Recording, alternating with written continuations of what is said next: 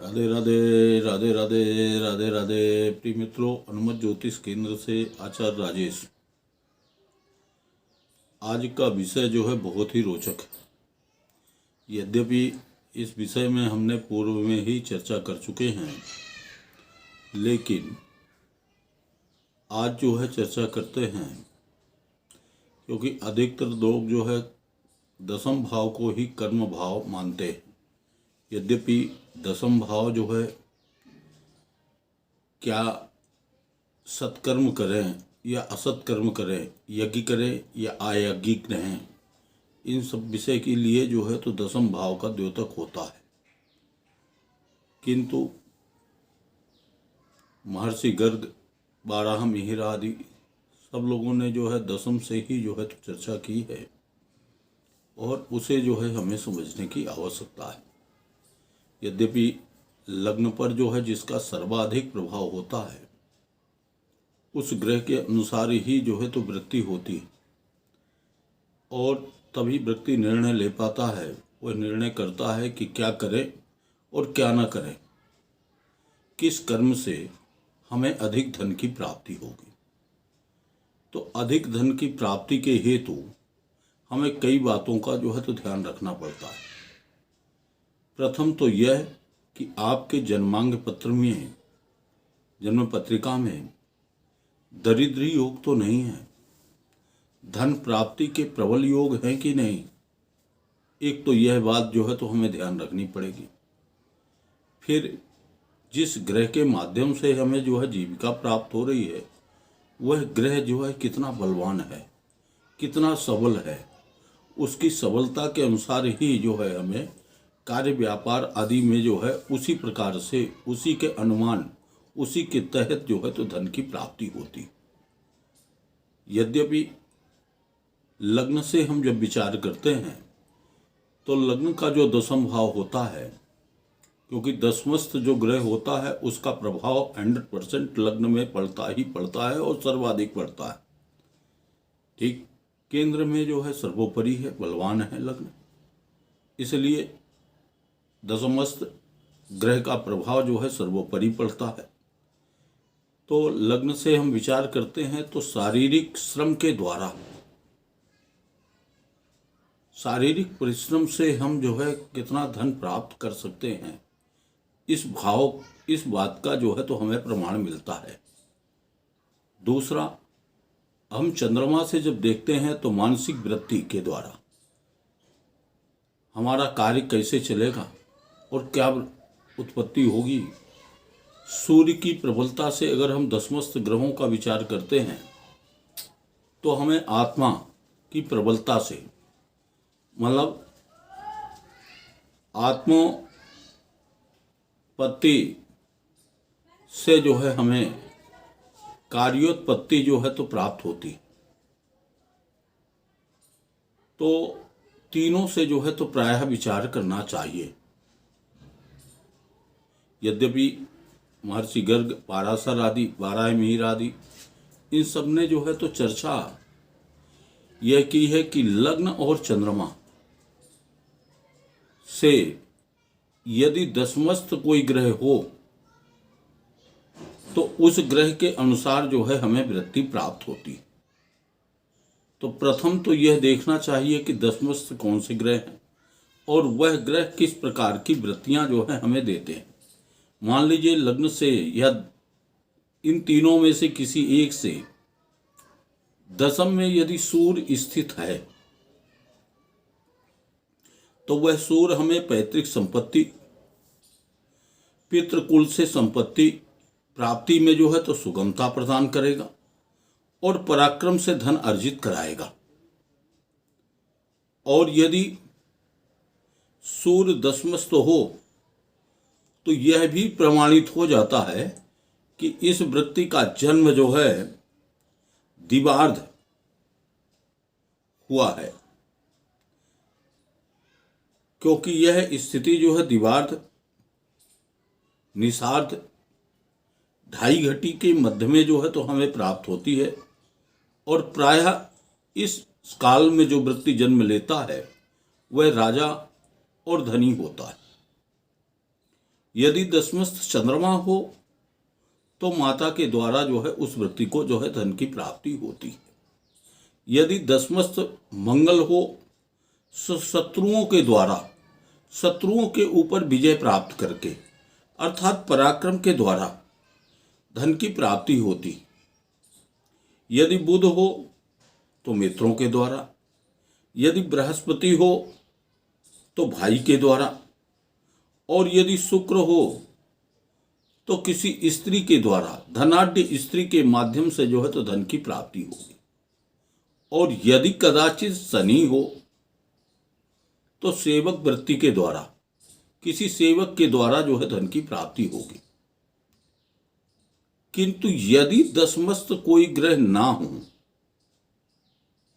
तब कैसे देखें? तब नवमांशाधिपति वह जिस किसी के नवमांश में स्थित हो उस ग्रह के अनुसार जो है तो वृत्ति देखनी चाहिए। और यही फल दशमस्थ जो ग्रह होंगे वह भी जो है इसी प्रकार की जीविका देंगे। जैसे मैंने पूर्व में ही निवेदन किया है कि ग्रहों की प्रबलता धन योग की प्रबलता के अनुसार न्यून और अधिक फल की प्राप्ति होगी, वह जो है तो निर्णय करना चाहिए। अब समझते हैं कि यदि सूर्य के नवमांश में है या दशमस्थ सूर्य है तो वह हमें किस प्रकार की जीविका देगा, कैसे जो है धन अर्जित कराएगा। तो सुगंधित द्रव्यों के द्वारा, क्रय विक्रय के द्वारा, या सोना माणिक्य आदि रत्नों के विक्रय के द्वारा, औषधियों से संबंधित कोई कार्य जैसे डॉक्टरी, हकीम, वैद्य, कंपाउंडरी, औषधि विक्रेता, जहाज में काम करने से, जहाज के माध्यम से, राज्य मंत्री आदि के पद की प्राप्ति से, युद्ध विभाग या युद्ध अधिकारी के रूप में, ठेकेदारी से, अर्थात हम यह कह सकते हैं कि सूर्य एक राजा है और स्वतंत्र ग्रह है। तो ऐसा व्यक्ति स्वतंत्र व्यवसाय करेगा और स्वतंत्र व्यवसाय के माध्यम से जीविका प्राप्त करेगा। सूर्य राजकीय ग्रह है अर्थात सरकारी नौकरी के माध्यम से भी जो है इस व्यक्ति को जीविका प्राप्त होगी। अब चंद्रमा की बात करते हैं। चंद्रमा खेती से, जहाज से या जलज पदार्थों से, जल से उत्पन्न कोई पदार्थ, मोती मूंगा आदि, क्रय विक्रय से, वस्त्र आदि की दुकानदारी से धन अर्जित कराएगा।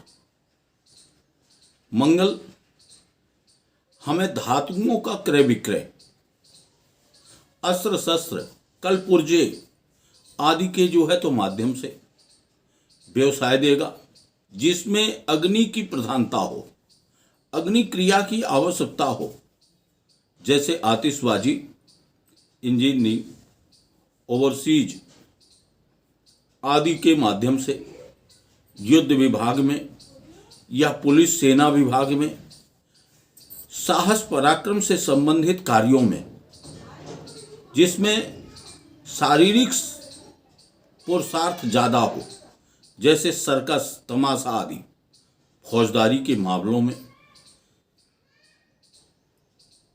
इस क्षेत्रों में फौजदारी का वकील बना दे।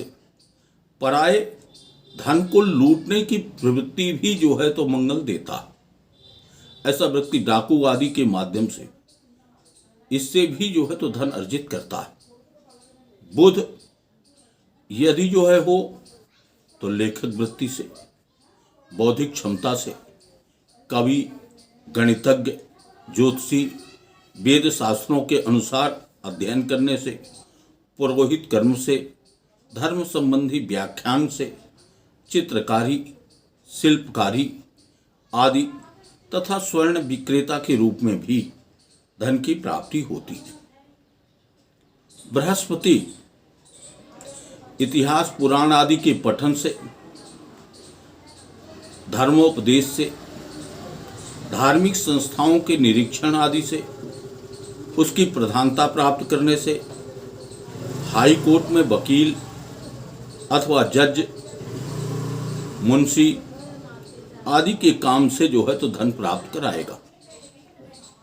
शुक्र जौहरी आदि के काम, गाय भैंस आदि के रोजगार जैसे दूध, मक्खन, इनसे संबंधित क्रय विक्रय, हाथी, घोड़ा, वाहन आदि से संबंधित क्षेत्रों में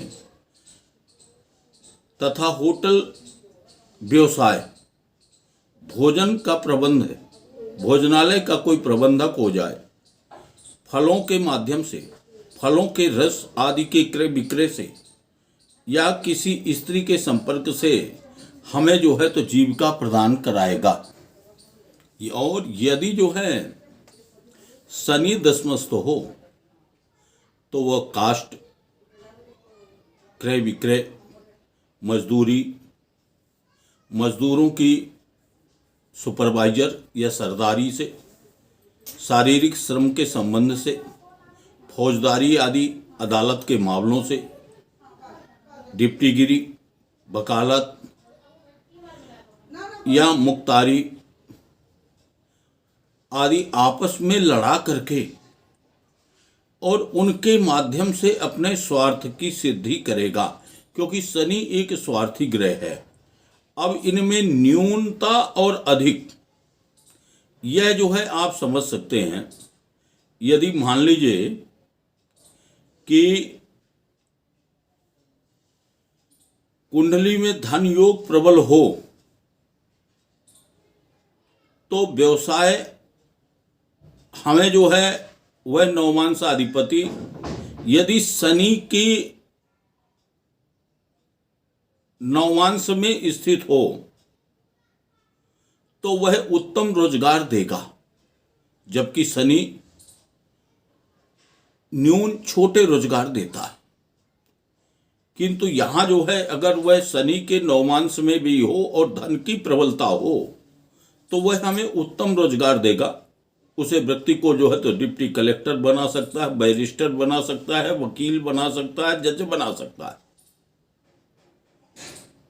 और यदि जो है वह धनयोग की न्यूनता हो तो सामान्य मजदूरी करके या सुपरवाइजर आदि के माध्यम से ही जो है उस व्यक्ति को जीविका प्राप्त होगी। अब दोनों में क्या अंतर है ये आप अपने बौद्धिक क्षमता से जो है अनुमान करें। तो इस प्रबलता को जो है हमें देख करके ही जो है कार्य, जीविका और धन की न्यूनता अधिकता का जो है तो विचार करना चाहिए। जय श्री राधे। अगले वीडियो में पुनः मिलेंगे। आप सबके जीवन में आनंद हो, मंगल हो। आप हमारे चैनल को सब्सक्राइब करें, लाइक करें। राधे राधे, राधे राधे, जय श्री राधे।